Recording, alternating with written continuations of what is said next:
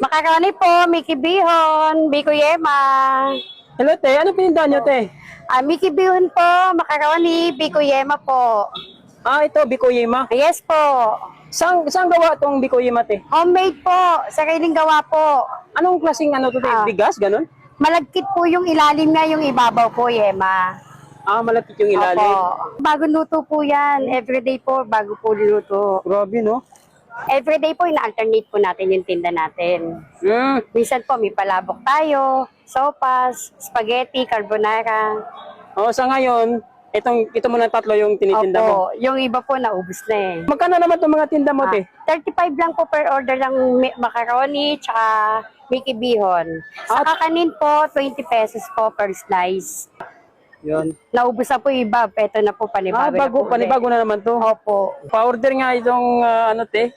Anong tawag nito? Biko Yema po. Order nga yung Bikoyema mo, te. Grabe. Anong oras ka nagtitinda, te? Sa umaga po, alas 4 po ng madaling araw. Pagdating po ng hapon, alauna po, nandito na po ako. Yan na po siya. Opo, Biko Yema. Kulay baluyot yung Opo, ilalim. ubi po yung pinakamalagkit niya, tapos Yema po yung ibabaw niya. Saan po kayo matatagpuan, te? Dito lang po ako sa Divisoria. Paikot-ikot lang po.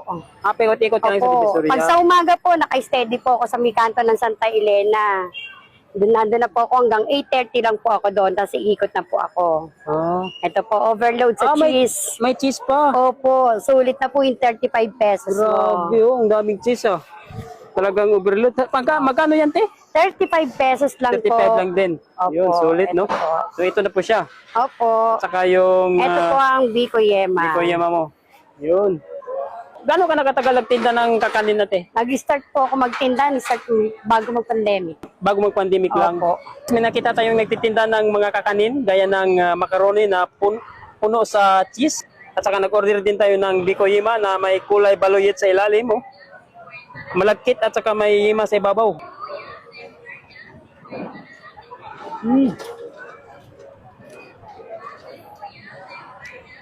Malutong, malinamnam. Napaka-creamy yung cheese.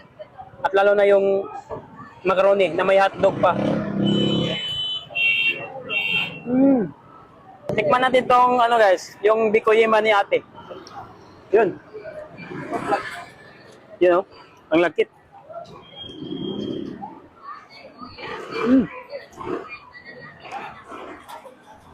Manamis-namis siya. Ang lagkit.